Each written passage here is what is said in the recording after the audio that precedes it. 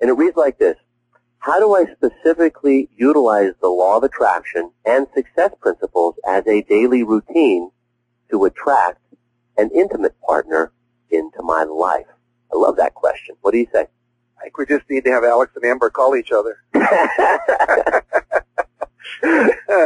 Anyway, basically the simplest technique and the one that works, and you don't need anything more complicated than this, is to first start by writing a detailed description of the type of person you would like to attract into your life. And by that I mean the qualities of the person, what you want to be feeling when you're with that person, safe, secure, intimate, joyful, sensual, whatever all the qualities are that you want to experience and that you want them to have in terms of being loving and kind, maybe athletic, or they enjoy dancing, they're capable of authentic, intimate communication, self-disclosure.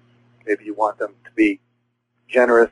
I know one that a lot of women tell me after they attract someone in their life they wish they'd added was self-supporting financially, responsible, abundant, creative, sensitive, lover, passionate. You can just go down the list, spiritual, into spiritual growth, open to feedback, good sense of humor, etc. And always put at the end, or someone better. Because quite often we have a visual image in our mind of maybe someone we had a crush on in high school, or the certain qualities of a person that we maybe were in love with 10 years ago, and we think we want that person back.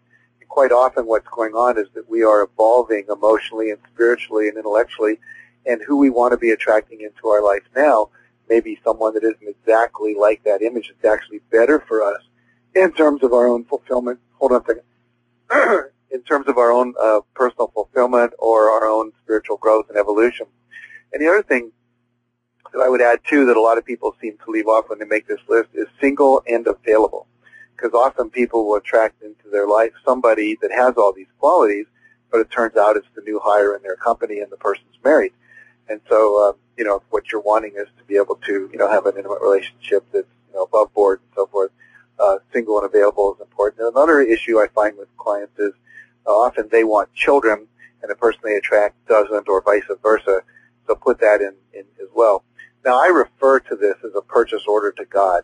It's like if I was division head in a company and I needed a new machine, I would write up a description of the machine. I would post the stats and specifics and serial numbers of something I found on internet and so forth. And then I would give it to the company, the board, the president, the accounting department, whatever, and they would either approve it or not. But the point being, I'm very specific about what I want. So the technique or the structure that I like best is you start by writing, I am so happy and grateful that I now have a wonderful, dynamic, fulfilling relationship with a person who, and then you put down all the descriptors that we talked about earlier. And then what you can do a number of different things with that. I have what I call a wish box on my desk. It's a box I bought in Africa. It's leather bound when I was over there in Cameroon visiting my brother-in-law, who happens to be the ambassador for the U.S. in Cameroon. And we went into this marketplace and I found this beautiful black leather box that fits 8.5 by 11 pieces of paper in it. So I will type out what I'm looking for, perhaps a new employee, a certain kind of intern for our company. I've been working on scoring tickets to the Olympics in 2008, and I actually just last week, it's really fun, we just signed a publishing deal with a new publisher in China called Anhui Publishers, and they're going to publish all of our books over the next 10 years, and we think they'll sell close to 300 million books. And turns out this publishing company is owned by the Chinese government, who obviously has access to all the tickets they want to the Olympics. So we're very confident that's going to happen. But I wrote that down 2 years ago when I was watching a special on the Discovery Channel about the buildings of all the new buildings they're building for the Olympics, which are quite phenomenal. That's another call. But anyway, so once you've written it down, you can just put it in there and trust that the universe will take care of it. God, infinite intelligence, source, however you want to refer to the quantum field that the physicists call it, will basically orchestrate things to happen that way.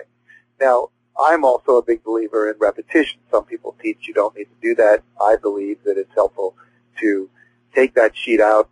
Some people do it regularly. Some people do it once a week. And read it over. And here's the key part, Alex, and all the people listening, is this.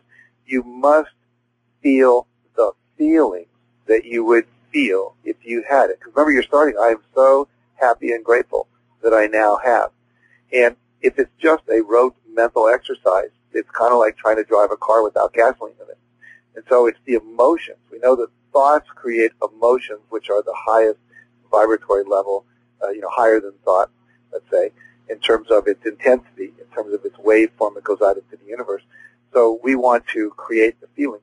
I was listening to a CD last night of a friend of mine who does this kind of work, counseling one of his clients, and she was talking about how she just seemed to have this series of boyfriends. They would come and they'd be there 3, 4, 5 weeks.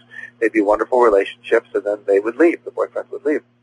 And so what we discovered, what he discovered, I discovered listening to it, was that what she was believing was, I really attract these great guys, but they always leave. And so what's the feeling you have when you know they're going to leave? There's this feeling of constant trepidation. When's the shoe going to drop? And so what you then attract is someone who's going to do that to you.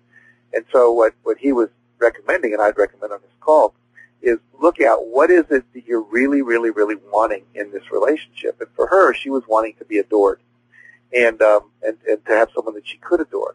And so the instruction was, what I want you to do is to every day close your eyes and think about someone you adore. It doesn't have to be, the boyfriend you want to attract into your life, but maybe you've got a friend at work and they're married and they adore each other. Well, think about them. Think what it would feel like to be adored that way and to adore someone that way. Feel what it would like to be adorable. And so to constantly create the feeling. Because one of the things that happens is when we do this kind of work, we're always saying, well, what should I do? What's the next step I should take? And it's always what we call the action journey. And when we're working with law of attraction and the success principles, we also need to have a simultaneous